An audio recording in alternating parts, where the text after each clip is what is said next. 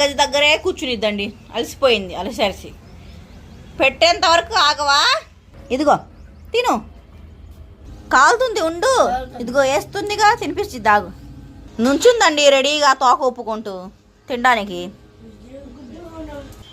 కాలుతుంది, మెల్లిగా తిను. తినిపించు, మెల్లిగా మెల్లిగా మెల్లిగా తిను.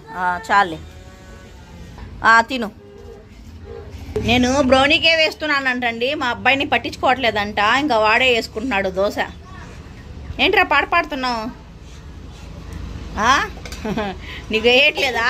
ముందు దానికి ఆకలేస్తుందంట, దానికి వేసి ఇచ్చేస్తే నేను పాడుతున్నా. దోశ అమ్మ దోశనా? వేస్తానుగా నేను, నువ్వెందుకు వేసుకుంటున్నావు? ఆకలిస్తుందా? తిను అయితే.